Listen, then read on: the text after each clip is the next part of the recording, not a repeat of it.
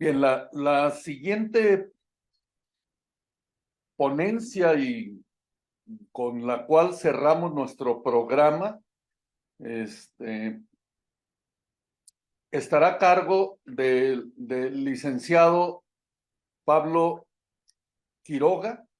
El tema es evaluación de riesgo de impurezas ADN reactivas en productos farmacéuticos, aplicación de metodologías de toxicología in silico, impurezas de N-nitrosaminas. Leo brevemente la semblanza de nuestro siguiente ponente. ¿Me la pasan de favor? Graduado en la Facultad de Ciencias Exactas en la Universidad Nacional de La Plata, máster universitario en toxicología, rectorado Universidad de Sevilla, España, profesor titular de la Cátedra de Control de Calidad de Medicamentos, profesor titular de la Cátedra de Toxicología Farmacéutica, jefe del Departamento de Investigación y Farmacología de Laboratorios Bagó en Argentina, académico titular de la Academia Nacional de Farmacia y Bioquímica de Argentina, vocal de la Comisión Permanente de la Farmacopea Argentina, evaluador de proyectos de investigación básica, aplicados de transferencia e innovación tecnológica, programación científica, miembro del Comité de Expertos de Bioequivalencia, Farmacovigilancia e Investigación Clínica, y tiene capítulos como capítulos de libro, coordinador del libro Análisis Farmacéutico y Procesos Biofarmacéuticos, coeditor del libro ADME, Procesos in Pharmaceutical Science, Dosage Design and Pharmacotherapy Success, y autor y revisor de capítulos en el ADME Enciclopedia, A Comprehensive Guide on Biopharmacy and Pharmacokinetics. Un gusto tenerlo como parte de nuestro programa y adelante. Y una disculpa, sé que anda un poco presionado de tiempo, pero bueno, agradezco su comprensión. No hay ningún problema. Quiero saber si se escucha bien y si se ve bien la presentación. Se escucha muy bien y se ve bien, exacto, perfecto.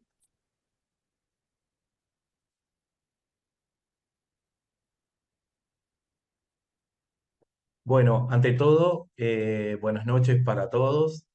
Sé que están todos por ahí muy cansados porque ha sido extensa la jornada. Voy a tratar de no pasarme de mi presentación. En primer lugar, agradezco en nombre de la Academia Nacional de Farmacia y Bioquímica, quien estoy representando en este momento, por habernos invitado a participar de este tan prestigioso evento con tan prestigiosos disertantes, que es el segundo encuentro internacional de academias de farmacia. Mi presentación, como el título indica, se va a basar en hacer un resumen sobre la evaluación de riesgo de impurezas ADN reactivas en productos farmacéuticos, pero también va a tener un alcance en los ingredientes farmacéuticos activos, la aplicación de las metodologías in silico para evaluar el peligro asociado a las diferentes impurezas, y como un pequeño capítulo aparte, la evaluación de riesgos sobre impurezas de N-nitrosaminas.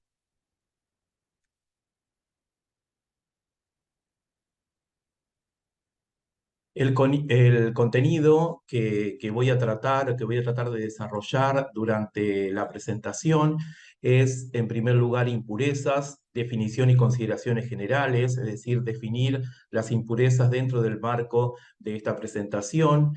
Voy a- a referirme a los lineamientos generales de la guía ICHM7, dentro de ella el alcance, los objetivos, qué es riesgo para la salud humana, el concepto de riesgo, evaluación de impurezas, es decir, su identificación, la evaluación del peligro, cómo podemos clasificar a esas impurezas, cómo podemos aplicar las metodologías relación estructura-actividad cuantitativa para evaluar el peligro, caracterización del riesgo y las estrategias de control asociadas. Y dentro de lo que es el tema, el segundo objetivo, que es evaluación de riesgos de impurezas de nitrosaminas, voy a referirme muy someramente a lo que es la formación y el mecanismo de formación de las impurezas de nitrosaminas, perdón, el proceso de activación metabólica, el proceso de evaluación de riesgo, el establecimiento de las ingestas aceptables y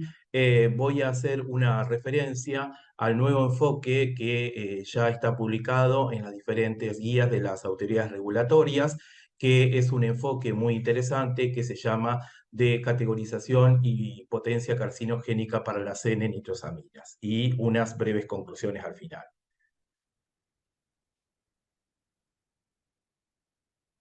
Por favor, doctor, le pido, para no extenderme, si usted me puede avisar cuando resten 15 minutos para que se cumpla mi tiempo establecido. Bueno, en primer lugar, antes de comenzar con esta presentación, me voy a definir o qué se entiende en el contexto de los lineamientos de ICH-M7 y dentro de esta presentación al término impureza, que es cualquier componente de un fármaco que no es la entidad química definida como el principio activo, y además en el caso de un producto farmacéutico es cualquier componente que no sea un ingrediente de la formulación. Es importante tener en cuenta que como resultado del proceso de síntesis química de los ingredientes farmacéuticos activos y o subsecuentes procesos de degradación, todos los ingredientes farmacéuticos activos como los productos farmacéuticos van a contener impurezas.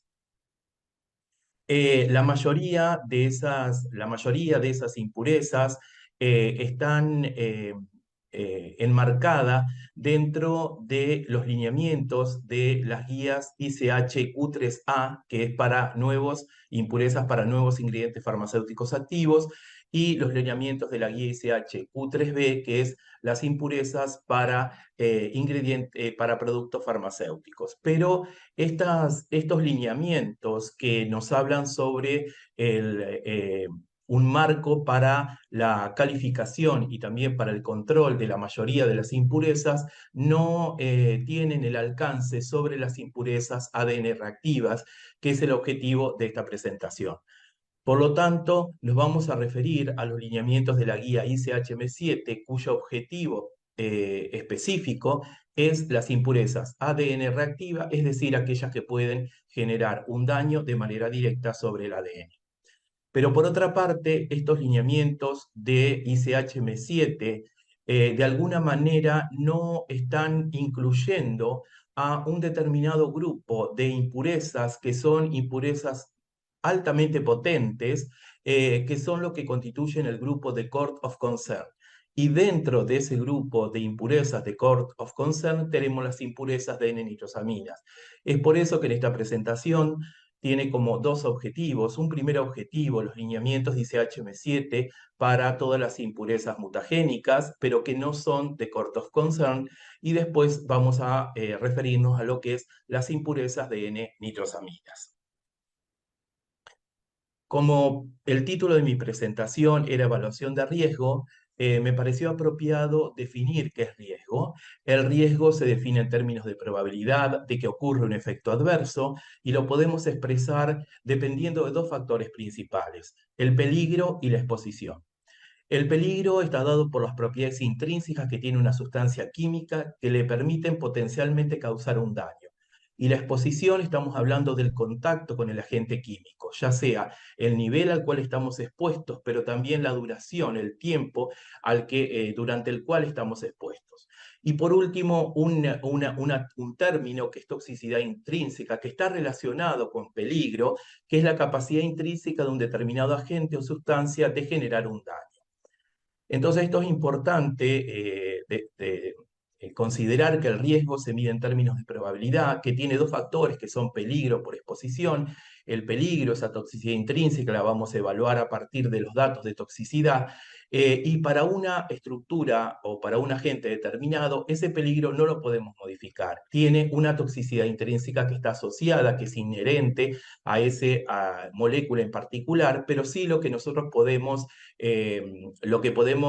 manejar es el nivel de exposición. Entonces, si nosotros el peligro no lo podemos modificar, sí podemos trabajar sobre el nivel de exposición de manera que tengamos una probabilidad aceptable de riesgo para la salud.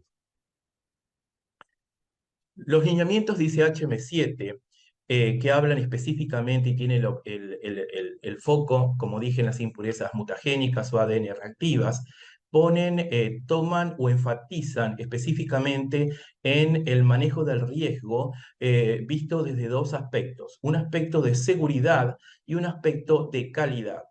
De esta manera nos va a permitir establecer límites para las diferentes impurezas, las impurezas alcanzadas por estos lineamientos, dice HM7, de manera de que ese establecimiento de los niveles para esta impureza se espera que estén asociados a un riesgo despreciable o no significativo de desarrollo del cáncer. El alcance de estos lineamientos de la guía ICH-M7 es para nuevos ingredientes farmacéuticos activos y nuevos productos durante su desarrollo clínico y también las aplicaciones subsecuentes para la comercialización.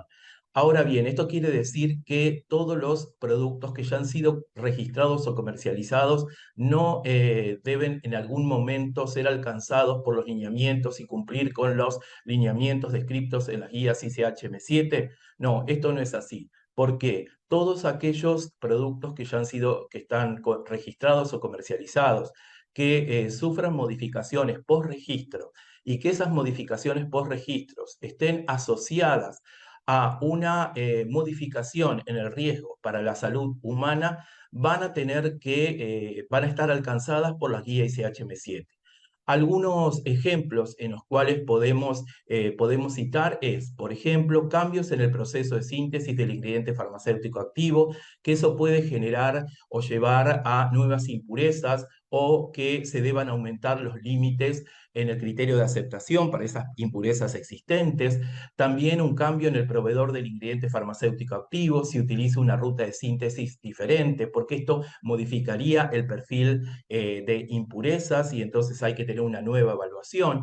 Cambios en la composición, en el proceso de manufactura, la forma de dosificación, es decir, que eso esté asociado con nuevos productos de degradación o que debamos aumentar los criterios de aceptación para los productos de degradación ya existentes. Y también otro sería el caso de los cambios de indicación, por ejemplo, de una patología grave a una patología menos grave o el incremento en la dosis o la duración del tratamiento, que también puede tener un impacto significativamente sobre el riesgo aceptable para la salud.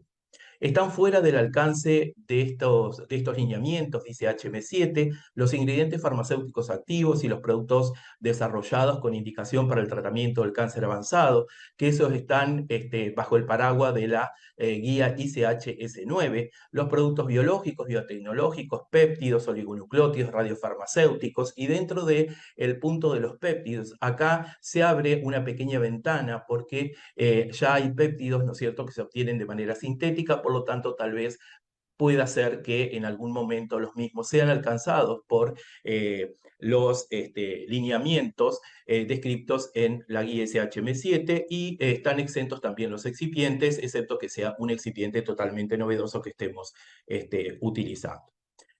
Por lo tanto, no debemos perder cada vez que nosotros estamos evaluando una normativa, un documento de ICH o cualquier documento regulatorio, no debemos perder cuál es el objetivo y el foco de esos documentos regulatorios. En este caso, el foco, el objetivo está dado en las impurezas ADN reactivas, es decir, las impurezas mutagénicas, que tienen el potencial de causar daño en el ADN de manera directa.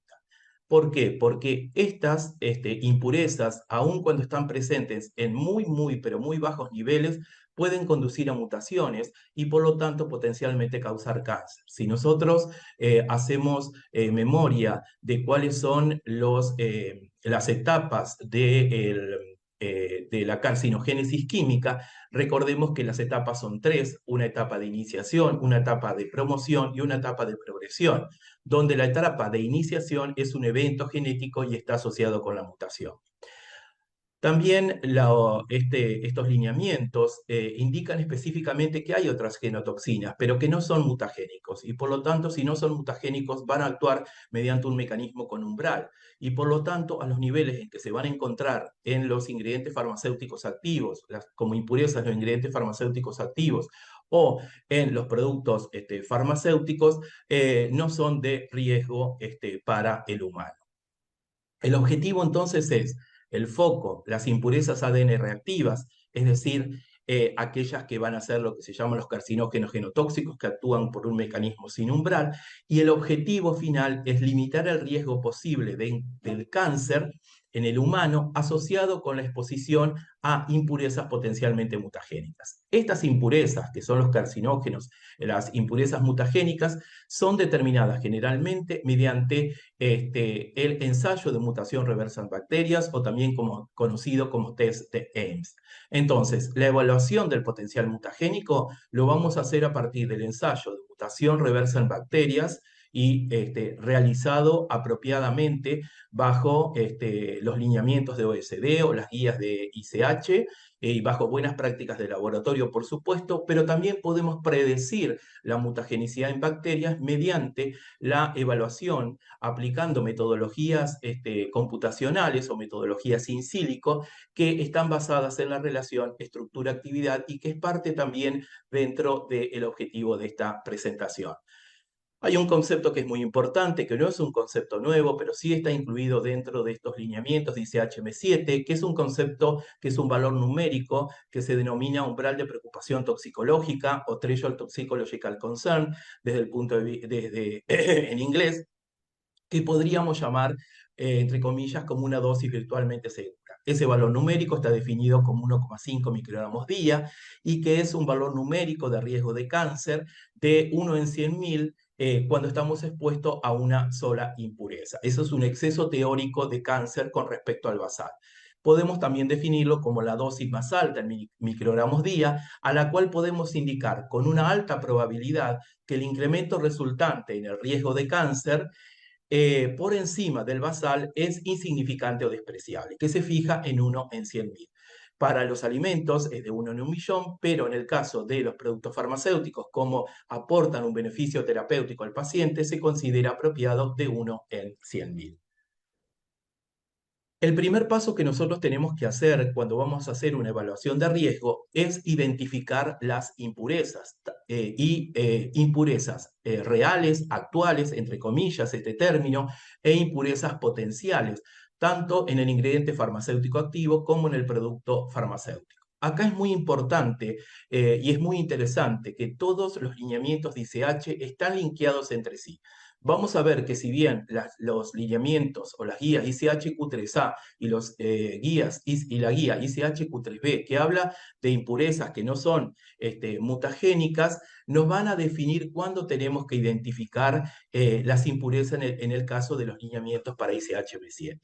Por lo tanto, nosotros tenemos que evaluar tanto las impurezas reales o actuales que son observadas en el ingrediente farmacéutico activo a un nivel que esté por encima del umbral de reporte de la ICH-Q3A y vamos a identificar todas aquellas impurezas que estén por encima del umbral de identificación definido en ICH-Q3A para un ingrediente farmacéutico activo.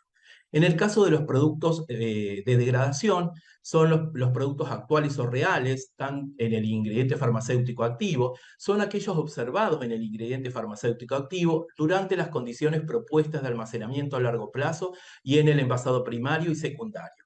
Vamos a identificar a todos aquellos productos de degradación, tendremos que identificar a todos aquellos productos de degradación que se encuentren por encima del umbral de identificación de ICH-Q3A. En el caso de los productos de degradación para un producto farmacéutico, vamos a tener que identificar a todas aquellas impurezas o productos de degradación que estén por encima del umbral de identificación definido por ICH-Q3B. Como ven, las guías ICH no son solas, sino que deben verse en su conjunto. Y como ven, ICH-M7 está linkeado a través de estos umbrales con las guías ICH Q3A y Q3B.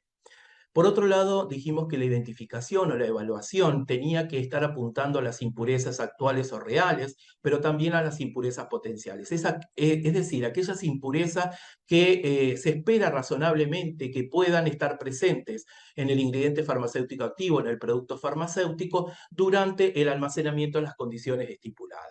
Pero ¿por qué se llaman potenciales? Porque en realidad las podemos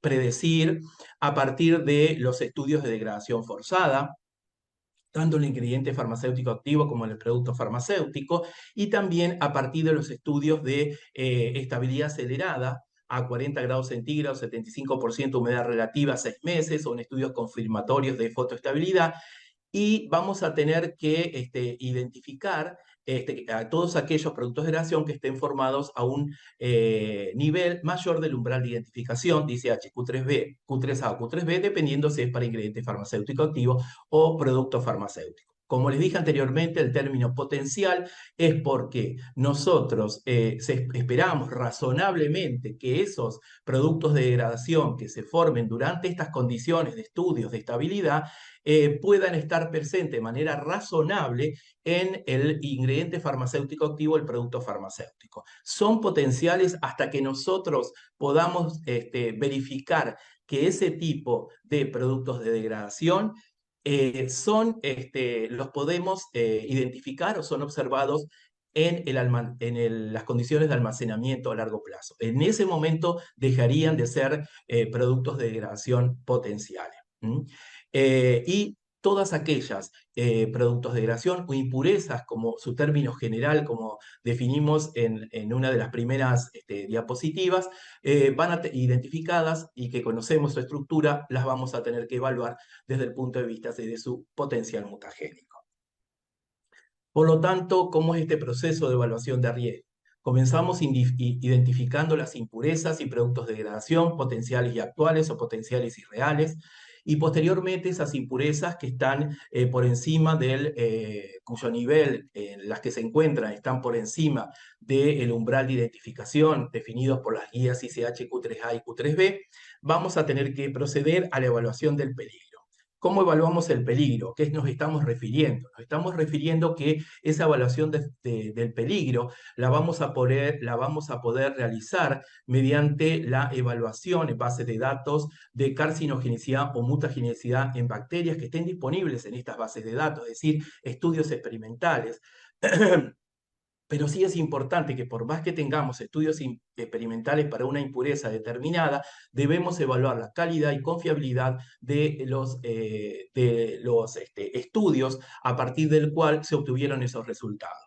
Porque muchos estudios tal vez no tienen la calidad o la confiabilidad suficiente para que nosotros tengamos la confianza en esos resultados para poder a partir de ahí definir, ¿no es cierto?, el peligro asociado para una impureza en particular.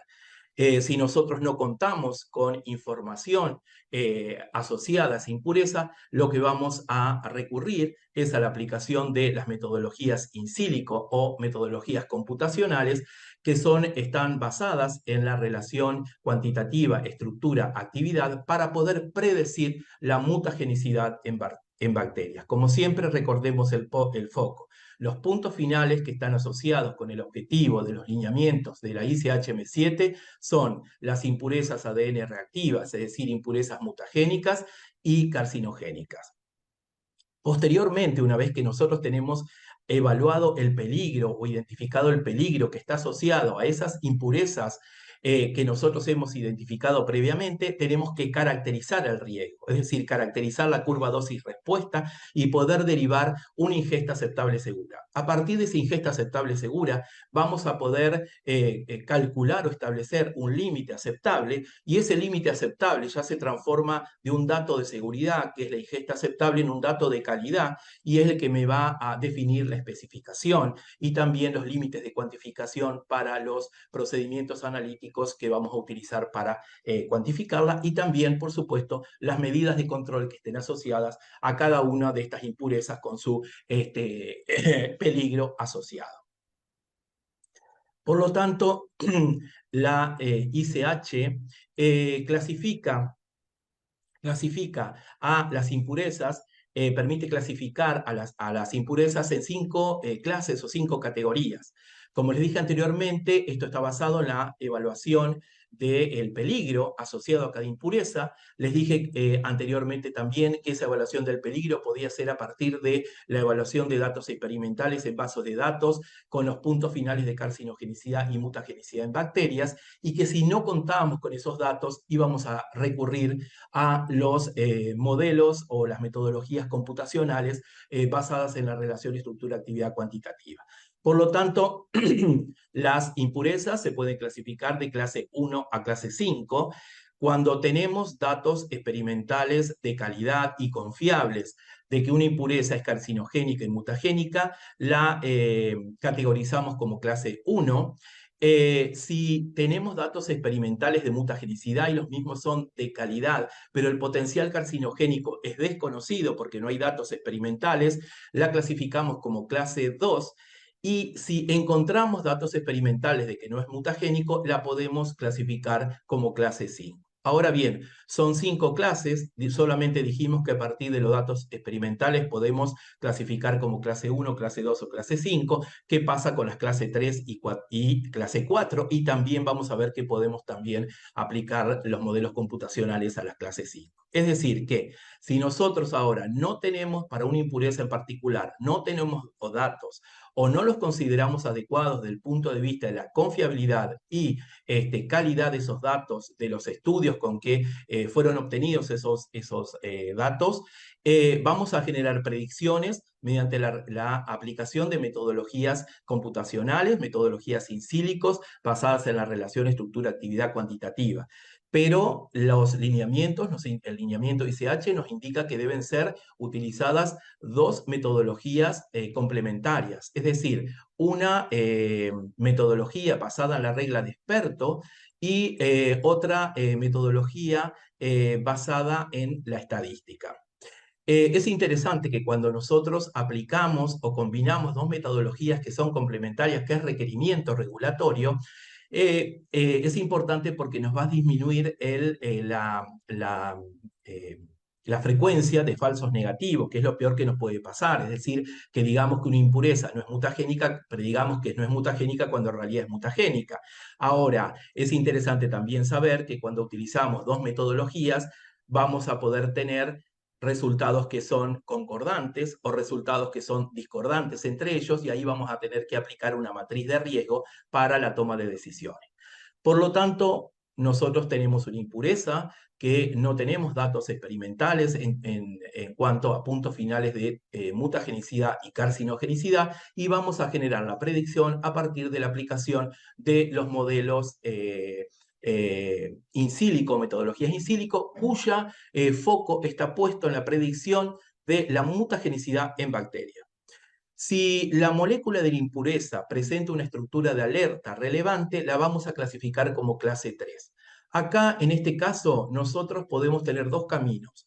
O aplicamos una medida de control adecuada, que las vamos a ver más adelante, o podemos hacer un ensayo experimental de mutagenicidad en bacterias con la impureza sola, realizado bajo las guías de OSD 471 y bajo buenas prácticas de laboratorio, y si ese ensayo de mutagenicidad en bacterias nos da negativo, automáticamente esa impureza pasa a clase 5.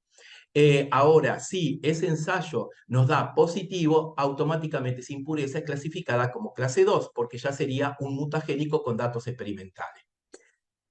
Cuando nosotros encontramos en una impureza una estructura de alerta, pero esa estructura de alerta que ha sido identificada es compartida con el ingrediente, es compartida en el mismo ambiente químico en el que se encuentra en el ingrediente farmacéutico activo o en otros análogos estructurales que han sido evaluados experimentalmente en el ensayo de mutagenicidad en bacterias han sido negativos, entonces estas impurezas son consideradas de clase 4 y las vamos a tratar como una impureza no mutagénica. ¿Cuándo vamos a considerar a una predicción totalmente no mutagénica y va a ser un clase 5? Cuando tengamos ausencia de estructuras de alerta a partir de la combinación de las dos metodologías computacionales complementarias que estamos aplicando. Y ahí las tratamos como una impureza bajo el paraguas de la ICH-Q3A o la ICH-Q3B, dependiendo si es ingrediente farmacéutico activo o producto farmacéutico. Muy bien, entonces ahora la evaluación de peligro, dijimos que podía ser experimental, pero también podía ser una predicción de los resultados del ensayo mutagenicida en bacterias, y entonces vamos a ver qué son estas metodologías que usar y cómo las aplicamos. Estos modelados QSAR, ¿en qué consisten? Lo que hacen es identificar correlaciones entre las características o la información que está dentro de la estructura química y la relaciona con la actividad biológica. Es decir, utiliza resultados de pruebas de laboratorios reales o resultados clínicos, y entonces lo que hay es un supuesto general.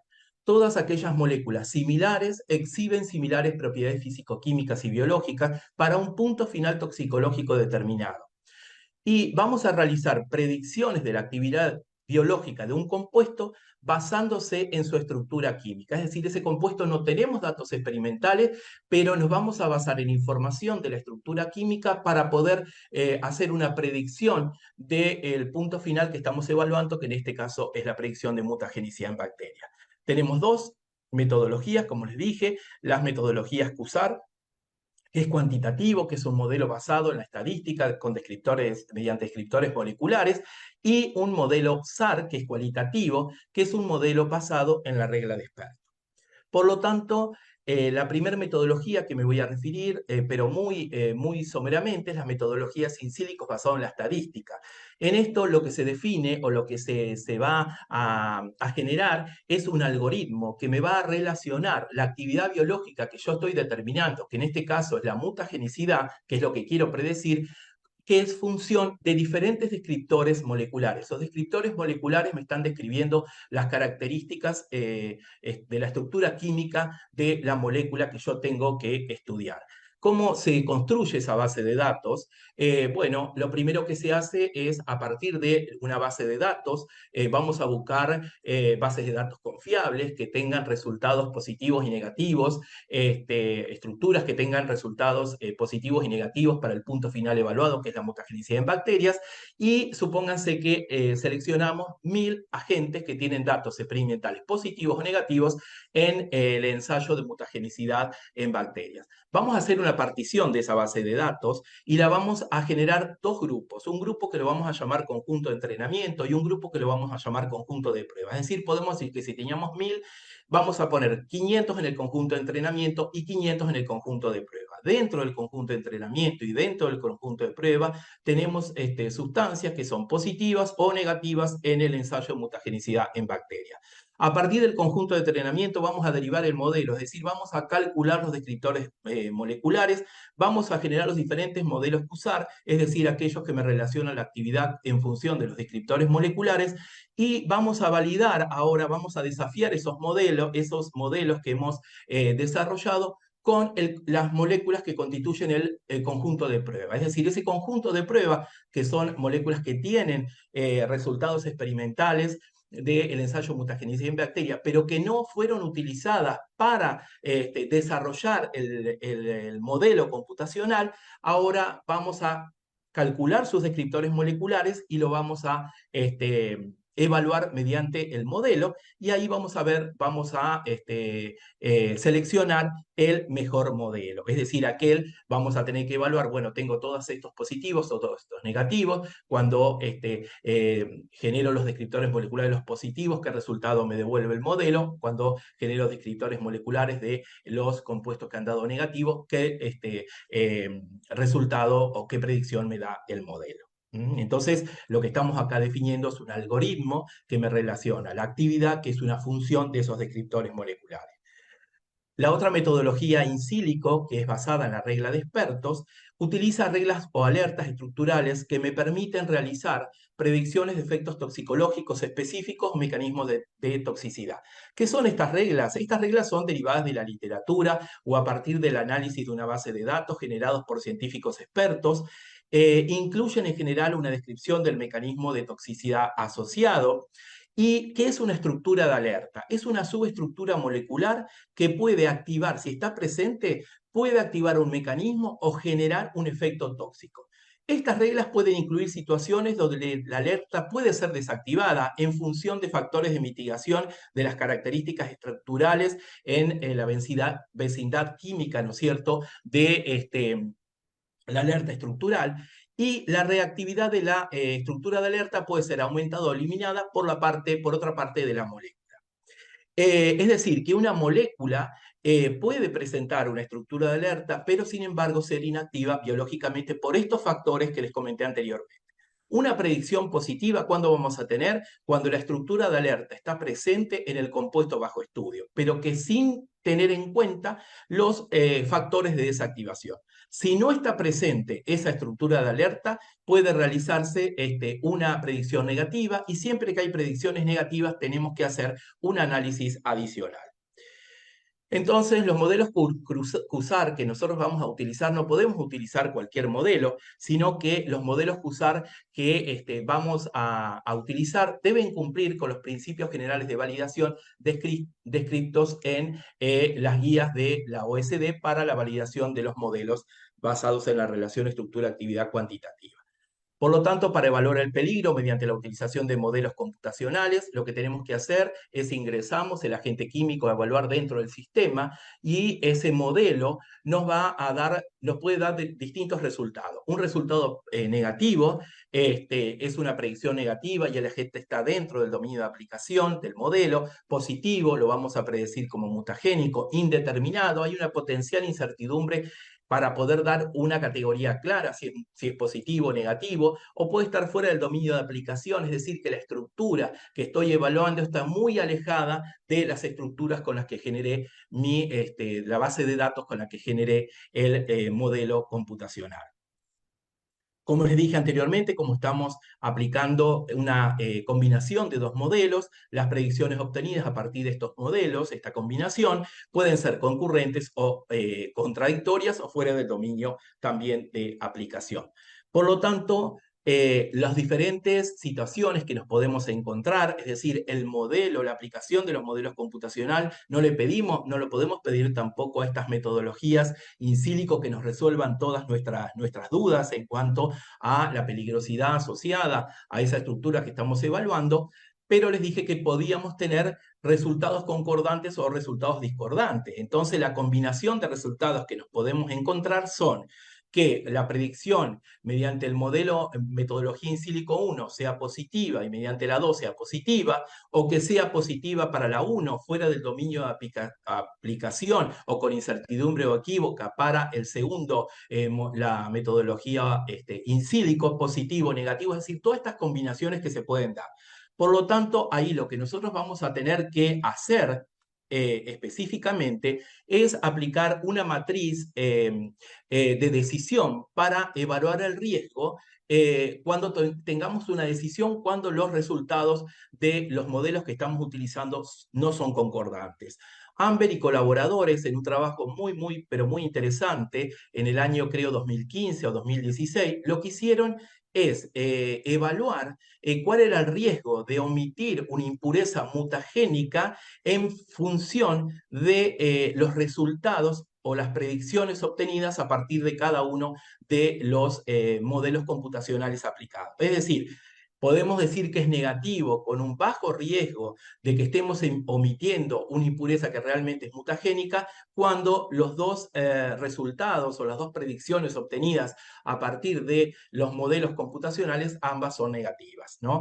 A partir de ahí, el riesgo de omitir una impureza que sea mutagénica va en aumento. ¿Por qué? Porque no tenemos concordancia entre la predicción de los modelos. Toda predicción tiene que pasar por una revisión de expertos. Como yo les dije anteriormente, cuando nosotros evaluábamos el peligro, teníamos que evaluar el peligro, lo podíamos evaluar desde el punto de vista de datos experimentales, pero que esos datos experimentales tenían que ser de calidad y confiables. Esto mismo le vamos a expedir también a nuestras predicciones. Las predicciones tienen que ser confiables, tienen que ser de calidad. ¿Y cuándo aumentamos la confiabilidad y calidad de esas revisiones, de esas predicciones? Cuando tenemos una revisión de expertos.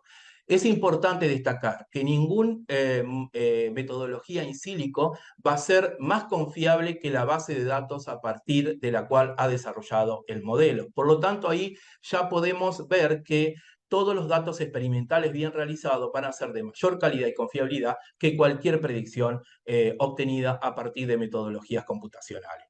¿Cuál es el objetivo de la revisión del experto? Maximizar la confianza en las predicciones realizadas, proporcionar una justificación para sustituir una predicción positiva o negativa que hemos obtenido. ¿Esto qué quiere decir? Que nosotros podemos, en función de la revisión experta, poder refutar una predicción de los modelos computacionales, pero que tiene que ser transparente y científicamente robusta.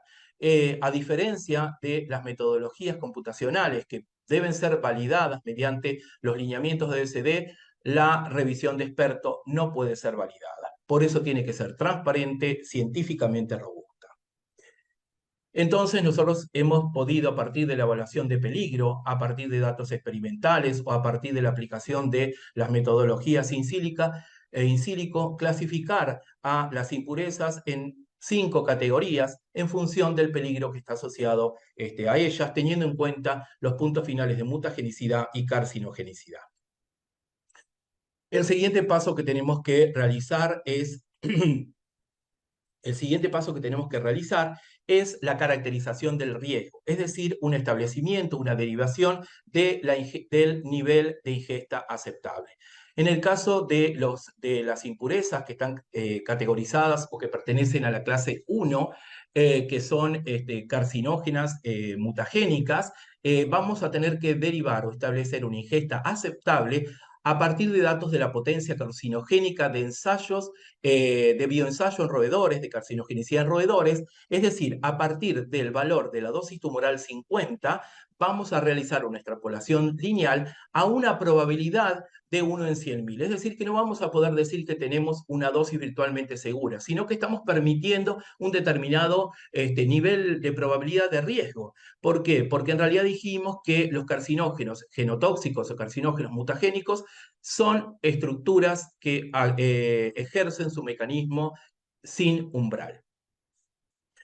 Después teníamos las impurezas clasificadas como clase 2 y clase 3, es decir, aquellos compuestos genotóxicos, pero que no tenemos datos de carcinogenicidad, están fuera del alcance para la aplicación de este valor numérico las N-nitrosaminas, que forman parte del grupo de compuestos altamente potentes que son de Court of Concern. La ingesta aceptable está basada en el umbral de preocupación toxicológico, que es 1,5 microgramos día, que está asociado a un riesgo despreciable, riesgo de desarrollo de cáncer teórico en exceso menor a 1 en 100.000 por una exposición crónica durante 70 años de la vida. También podemos tener impurezas mutagénicas que tienen evidencia de umbral. Ahí no vamos a calcular específicamente una ingesta aceptable derivada de la dosis tumoral 50, porque son impurezas que actúan con un mecanismo con umbral, sino lo que vamos a determinar la ingesta aceptable a partir de la determinación de la exposición diaria permitida, y vamos a tomar como punto de partida para derivar esa exposición diaria permitida un valor que se denomina NOAEL, ni nivel sin efecto adverso observado, que es obtenido a partir de los estudios de toxicidad crónica en animales, aplicando posteriormente después unos factores de incertidumbre, dependiendo del tipo de estudios que se ha hecho, el tipo de animal que se ha utilizado, etc. Y otro derivación, otro método para la ingesta aceptable también es una ingesta aceptable en relación a una duración de exposición menor que toda la vida, porque como vimos anteriormente, todo esto está referido a cuando estoy expuesto a la impureza durante 70 años de mi vida, y en este caso decimos qué pasa con aquellos productos que no son administrados durante toda la vida, o sea, menor de 10 años, y entonces ahí se puede aplicar este concepto que está basado en la regla de Haber, que es una regla desde el punto de vista toxicológico, donde nos dice que la concentración por el tiempo es una constante. ¿Qué quiere decir? Que el incremento en el riesgo de cáncer se asume como una función acumulativa de la dosis. Si esa dosis acumulativa durante los 70 años de vida medida nosotros la podemos distribuir de manera uniforme durante los diferentes días de exposición, cuando el tratamiento es menor de 10 años, podemos aumentar, ¿no es cierto?, el nivel de la ingesta aceptable. Por lo tanto, para una impureza individual, dependiendo de la duración del tratamiento, podemos tener que la ingesta diaria, cuando es menor a un mes, puede ser de 120 microgramos día, de 1 a 10 años, 10 microgramos día, y cuando tenemos mayor a 10 años, es decir, una administración crónica, es de 1,5 microgramos día, que corresponde al umbral de preocupación toxicológica. Es un punto también muy importante para tener en cuenta que cuando nosotros tenemos en el producto que estamos evaluando más 3 o más impurezas de clase 2 o clase 3, que se acuerdan que eran las impurezas mutagénicas, pero sin datos de carcinogenicidad, no podemos aplicar para cada una de esas impurezas el umbral de preocupación toxicológico, es decir, 1,5 microgramos día, sino lo que tenemos que aplicar es un concepto general, es decir, que la ingesta diaria total para todas las impurezas no puede ser mayor de 5 microgramos día. Fíjense que si nosotros tuviéramos 4 impurezas y a cada una de esas, de 2 o 3, clase 2 o 3, y a cada una de esas le permitimos 1,5 microgramos día, estamos teniendo 6 microgramos día. En cambio, lo que nos está diciendo la guía es decir, mire, si usted tiene 3 o más impurezas de clase 2 o clase 3, la ingesta diaria total para esas impurezas no puede ser mayor de 5 microgramos día. Las estrategias de control cuando nosotros ya tenemos las impurezas de clase 1, clase 2 o clase 3, las estrategias de control tienen como objetivo asegurar un nivel de la impureza en el ingrediente farmacéutico activo producto terminado menor que el límite aceptable. Esas impurezas de control son una combinación de conocimiento del producto, del proceso, pero también de ensayos analíticos apropiados. Entonces, simplemente cuando nosotros calculamos una ingesta aceptable es un dato de seguridad. Para poder nosotros determinar, para definir una especificación para esa impureza en el ingrediente farmacéutico activo, en el producto farmacéutico, tenemos que transformar esa ingesta aceptable en un límite aceptable. Entonces, cuando hablamos de límite aceptable, es la concentración máxima aceptable de una impureza en un producto farmacéutico, la cual es derivada a partir de la ingesta aceptable que hemos calculado, como vimos hasta ahora, y la dosis diaria del ingrediente farmacéutico activo. Esto me va a definir los límites de cuantificación también de los métodos analíticos que voy a tener que aplicar. Y el criterio de aceptación que voy a definir está basado en el límite aceptable, que a su vez está basado en la ingesta aceptable. Las acciones de control propuestas cuando tenemos una clase 1 es controlarlas a o por debajo del límite aceptable específico, derivado de la ingesta aceptable como vimos anteriormente. Si tenemos una clase 2 es controlar a o por debajo del límite aceptable, es apropiado derivarlo a partir del umbral de preocupación toxicológico, 1,5 microgramos día. Y las clases T también es un control a o por debajo del límite aceptable, pero si no, conducir un ensayo de mutación reversa en bacterias, y si este es negativo, la transformamos en un clase 5. Las clase 4 o las clase 5, que no, ya sea la 4, que comparte la estructura de alerta y está presente en la estructura del IFA, API o compuestos relacionados con el IFA, testeados y no mutagénicos, la tratamos como una impureza no mutagénica, los mismos que las clases 5 y están bajo el alcance del paráglos de la ICH Q3A y Q3B. ¿Cuáles son las opciones? Las guías son bastante flexibles en cuanto a las diferentes opciones de control que podemos aplicar y tenemos 4 opciones de control. La opción 1 y la opción 2 están basados en que tenemos que desarrollar un método analítico apropiado para poder cuantificar la impureza. Es decir, que nosotros vamos a tener que generar una especificación para la impureza en el IFA, si es la opción 1, o en la materia prima, material de partido, producto intermedio, o como control durante el proceso, y vamos a tener que desarrollar un método analítico apropiado.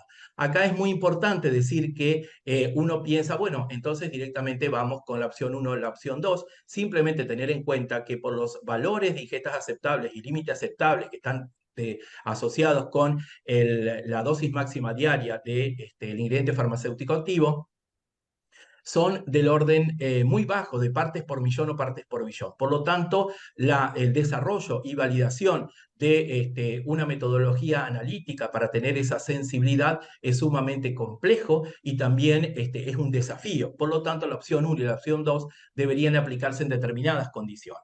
La opción 3 es una opción híbrida entre la opción 1 y 2 y la opción 4. ¿Qué significa? Que vamos a tener una estrategia de control basada en un procedimiento analítico apropiado, pero también le tenemos que sumar la comprensión del destino y purga. Es decir, que en la opción 1 y la opción 2 teníamos una especificación para la impureza y que la misma debía ser igual o menor al límite aceptable calculado. En el caso de la opción 3, la estrategia de control es que vamos a tener que definir una especificación para la impureza, pero lo que vamos a pedir, la especificación va a hacer que sea el nivel de la impureza sea mayor al límite aceptable.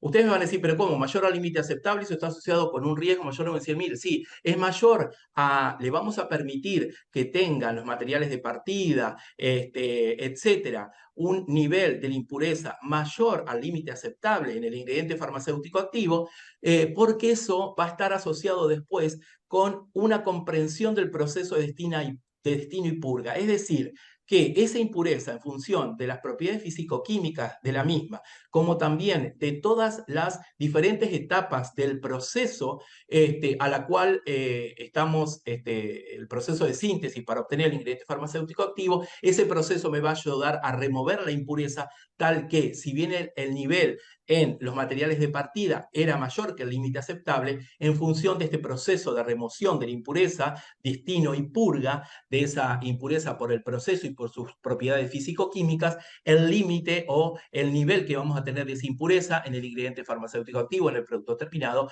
va a ser menor que el límite aceptable. Y la opción 4 es una estrategia de control que está basada solamente en la comprensión de los parámetros del proceso y su impacto en el nivel residual de la impureza. Es decir, tenemos que demostrar mediante una evaluación científica que el nivel de la impureza en el ingrediente farmacéutico activo va a estar por debajo del límite aceptable.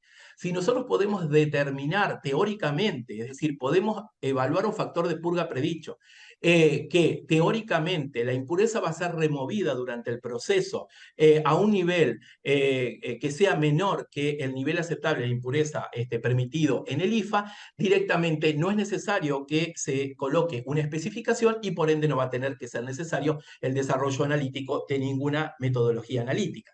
En el caso de la opción 3, que no les comenté con la diferencia con respecto a la opción 1 y 2, que genera el desarrollo de metodologías complejas, sensibles, que genera también, si eso tiene que ser aplicado de rutina, una complicación para departamento de control de calidad. En la opción 3, como estamos permitiendo que la especificación sea mayor del límite aceptable, entonces esos métodos no tienen que ser tan sensibles.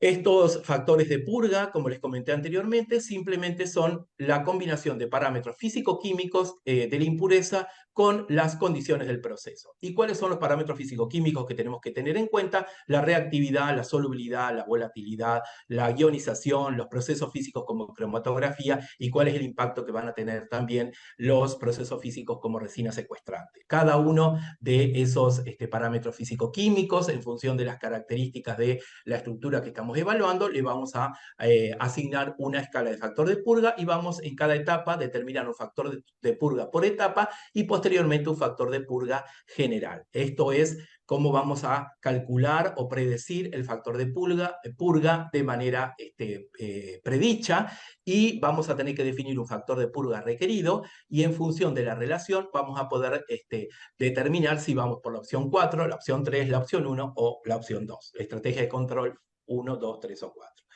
Y ya no me quiero extender más. Vamos a ver la evaluación de riesgo de N-nitrosaminas, los conceptos fundamentales. Las N-nitrosaminas constituyen un grupo de impurezas mutagénicas que tienen esa estructura genérica que les puse ahí, con un grupo N-nitroso, que son altamente potentes y la formación de las N-nitrosamina, para que se genere la formación de las impurezas de nitrosamina, requiere de la presencia de dos componentes y condiciones del proceso. Esos dos componentes es que tiene que haber un agente nitrosante y una amina secundaria, específicamente las aminas secundarias. Si bien las aminas primarias también pueden nitrosarse, las aminas primarias no son precursoras de N-nitrosamina. Las aminas terciarias pueden nitrosarse, pero para ser precursoras de N-nitrosaminas, de impurezas de nitrosaminas, tienen que transformarse previamente a una amina secundaria. ¿Cómo es la etapa, el proceso de evaluación de riesgo? Tiene tres etapas. La primera etapa es, tenemos que realizar una evaluación de riesgo para identificar si en el o los IFAs y en el producto terminado pueden ser de riesgo para la presencia de nitrosaminas. Si acá la primera etapa nos da que no se identifica un riesgo para la presencia de nitrosaminas, no es necesario acciones adicionales.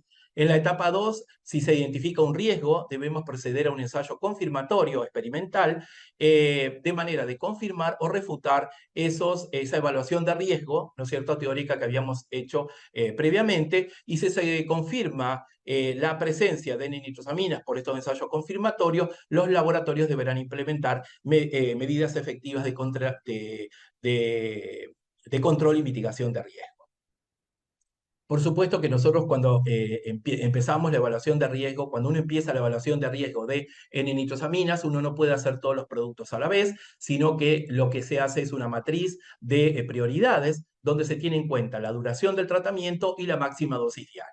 Es decir, la dosis se divide mayor de 1000 miligramos, entre 100 a 1000 miligramos, menor a 100, y la duración del tratamiento, si es mayor a un año, 1 a 12 meses o menor o igual a un mes. De la combinación de esos dos factores, vamos a sacar cuáles son los prioritarios de riesgo muy alto, alto, medio, bajo o muy bajo, y en función de eso nosotros vamos a definir con cuál de los productos vamos a comenzar esta evaluación de riesgo.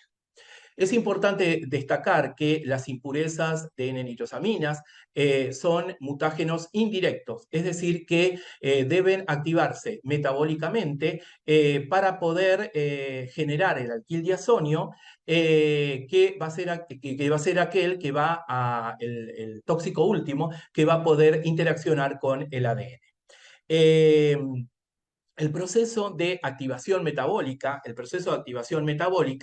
es principal, es por vía la participación de las diferentes isoformas del citocromo P450.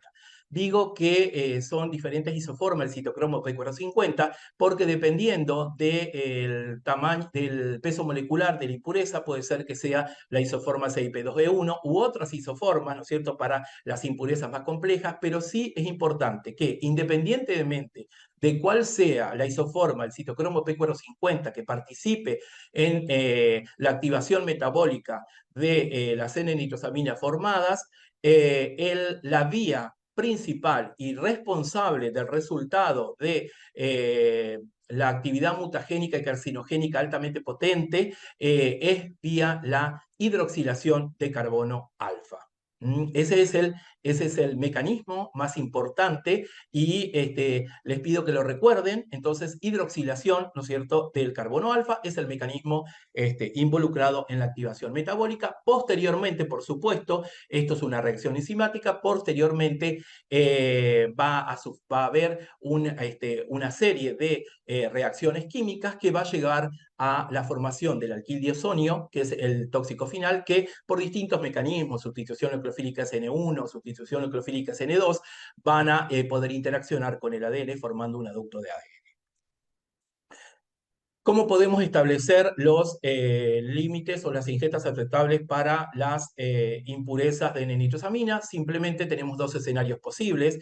Las N-nitrosaminas que tienen suficientes datos de carcinogenicidad en animales, entonces derivamos directamente a partir de la dosis tumoral 50, como vimos para ICHM7, para otras impurezas mutagénicas, y derivamos un nivel de ingesta aceptable específico para esta impureza. La mayoría de las impurezas que se están identificando actualmente son las impurezas que se denominan NDSRI, es decir, que son impurezas que están asociadas con la estructura del ingrediente farmacéutico activo. Por lo tanto, esas impurezas complejas en general, no se cuenta con ningún dato experimental de esas impurezas y tenemos que derivar su ingesta aceptable, establecer una ingesta aceptable a partir de un proceso de extrapolación, a partir de datos que tengamos de otras N-nitrosaminas. Entonces, si no existen datos de carcinogenicidad, podemos tener dos enfoques principales.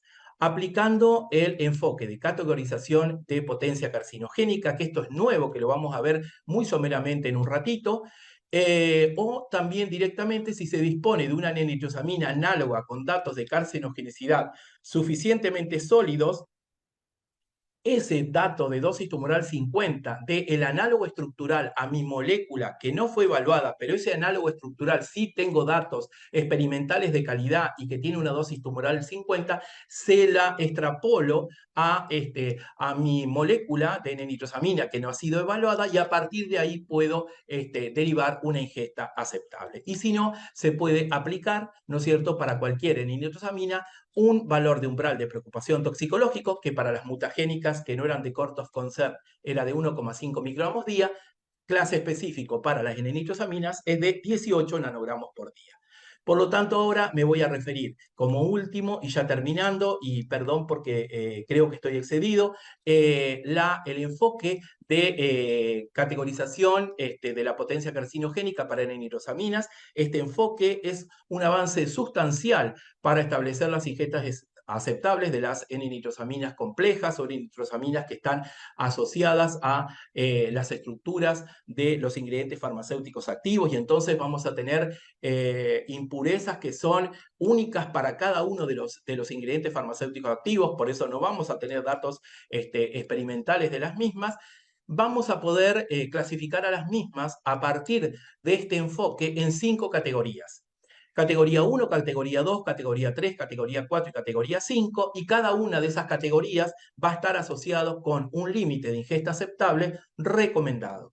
¿En qué se basa este enfoque? En la relación estructura-actividad y tener en cuenta y evaluar muy bien las características estructurales de las subestructuras que están alrededor del grupo N-nitroso, que pueden tener un impacto positivo o negativo sobre la potencia carcinogénica.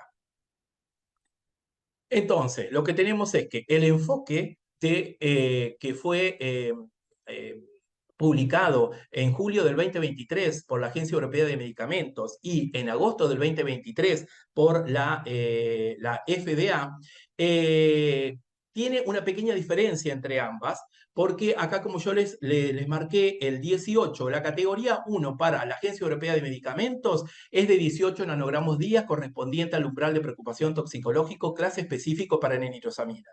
En cambio, para los productos que van a ser comercializados en Estados Unidos, la FDA, la clase 1, le asigna un valor de 26,5 nanogramos día, que es la ingesta aceptable de la impureza más potente que la N-nitroso dietilamina. Esa es una diferencia. También una diferencia entre ambas agencias regulatorias es que en el caso de la Agencia Europea de Medicamentos, este enfoque se puede aplicar para las diferentes impurezas de N-nitrosaminas, incluidas las impurezas relacionadas con los ingredientes estructuralmente con el ingrediente farmacéutico activo, mientras que para la FDA solamente es aplicable este enfoque, no para todas las nitrosaminas, sino aquellas nitrosaminas complejas que están, su estructura está relacionada con la estructura del ingrediente farmacéutico activo o contiene una parte de la estructura del ingrediente farmacéutico activo.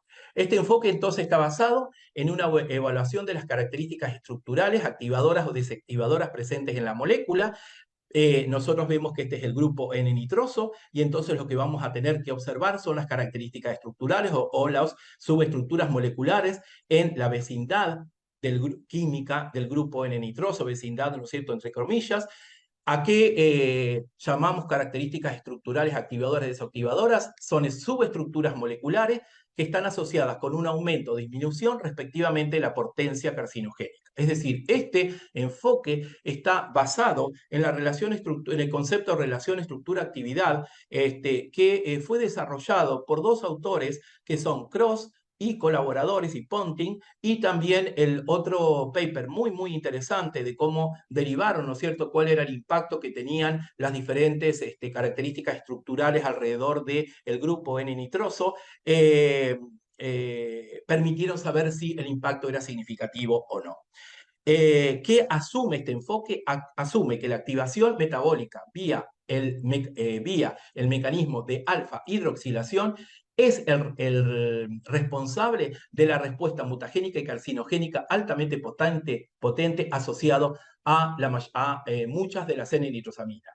Y lo que sigue desde ese enfoque y se desprende también es que la presencia de determinadas estructuras alrededor del grupo N-nitroso que impactan o favorecen la metabolización vía la alfa-hidroxilación o desfavorecen la metabolización por la vía de la alfa-hidroxilación o que aumente el clearance de la N-nitrosamina por otros procesos biológicos, van a tener un impacto significativo sobre la potencia de la N-nitrosamina. Es decir, que nosotros podemos predecir el potencial mutagénico y potencia carcinogénica de una N-nitrosamina basada en las características estructurales. Simplemente este es el flujograma que nosotros debemos seguir, si hay hidrógenos en los carbonos alfa o si no, porque si no hay hidrógenos en los carbonos alfa, que son los adyacentes al grupo N-nitroso, no va a poder ver alfa-hidroxilación, y si no hay alfa-hidroxilación no va a haber activación metabólica, por lo tanto no se va a formar el alquildiazonio, que es el último tóxico para poderse unir al ADN. Y así podemos ir clasificando, categorizando a cada una de las impurezas y darle o asociarlas a una ingesta aceptable determinada.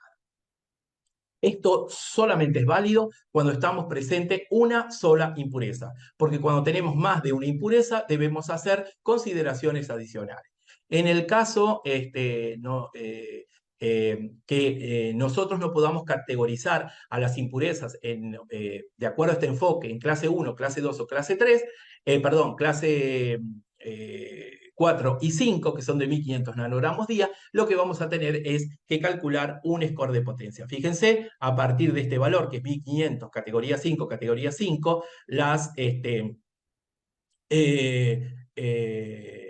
si llegamos hasta acá en el flujograma, directamente tenemos que calcular el score de potencia. ¿Cómo se calcula ese score de potencia? Simplemente dando un score dependiendo de la presencia y del número de hidrógenos en los carbonos alfa, de la presencia de características estructurales desactivantes o de la presencia de características estructurales activantes que aumentarían la potencia carcinogénica. Esto simplemente no lo voy a nombrar para no extenderme más, simplemente los límites aceptables que hemos visto es simplemente cuando tenemos una sola N-nitrosamina, pero cuando hay más de una N-nitrosamina se tienen que ajustar los límites para cada una de las impurezas de manera que que se mantenga siempre el riesgo o la probabilidad de riesgo de 1 en 100.000. Como conclusión, simplemente voy a leer algunas. Cuando el nivel de una impureza es menor o igual a 1 miligramo día, la evaluación inicial de la mutagenicidad potencial mediante la aplicación de la relación cuantitativa estructura-actividad es considerada totalmente apropiada y no es necesario hacer ensayos adicionales. Ahora bien, si se identifica una estructura de alerta relevante, podría conducirse un ensayo de mutación reversa en bacterias para transformar esa clase 3 en una clase 5 o directamente controlarse por debajo del umbral de preocupación toxicológica. Si el nivel de la impureza es mayor de 1 miligramo día, y son administraciones crónicas, independientemente de la clasificación que nosotros hayamos podido dar a esa impureza, debemos hacer ensayos experimentales de genotoxicidad. Si una impureza es positiva en el ensayo de mutación reversa en bacterias, pero es negativa en un ensayo de mutagenicidad in vivo, la misma puede ser clasificada como clase 5, porque nos está diciendo que tenemos una estructura de alerta clase 3, hacemos un ensayo de mutagenicidad en bacterias y nos da que es positivo, pero si después nosotros hacemos un ensayo de mutagenicidad in vivo, se tienen en cuenta los procesos de absorción, distribución, metabolismo y excreción, cosa que no se tienen en cuenta en los ensayos de mutación reversa en bacteria, que es un ensayo in vitro, y entonces este es mucho más importante que un in vitro y por lo tanto, si es negativo, directamente es un clase 5. Las impurezas que son carcinogénicas pero no mutagénicas no van a estar dentro del alcance de la guía ICHM7. Y acá un punto importante: todas aquellas impurezas mutagénicas pero que no han sido carcinogénicas de manera experimental en bioensayos en roedores son clasificados como clase 5. ¿Por qué? Porque el objetivo final era limitar el riesgo de potencial de desarrollo de cáncer. Los límites recomendados por las agencias regulatorias y generados por los laboratorios para las N-nitrosaminas pueden modificarse y van a evolucionar con el avance de la ciencia y la generación de nuevos datos para N-nitrosamina. Y como último, que me parece sumamente importante, una armonización. Si bien, como hemos visto en este enfoque tan interesante, se han hecho importantes avances para establecer los valores de ingesta aceptables basados en los conceptos de relación, estructura, actividad, podemos encontrar en los diferentes listados regulatorios valores de ingesta aceptables discordantes para una misma N-nitrosamina. Como así también podemos establecer ingestas aceptables diferentes dependiendo de cuál sea el enfoque utilizado para establecer la misma. Es decir, si vamos a utilizar el enfoque de categorización y potencia carcinogénica o vamos a poder utilizar el RIDA-Cross. Ambas metodologías son aceptadas regulatoriamente, pero sin embargo, si tenemos una estructura y la evaluamos por uno u otro, en algunos casos podemos tener valores de ingesta aceptables discordantes. Muchas gracias y perdón que me he extendido. El tema es complejo. Muchas gracias.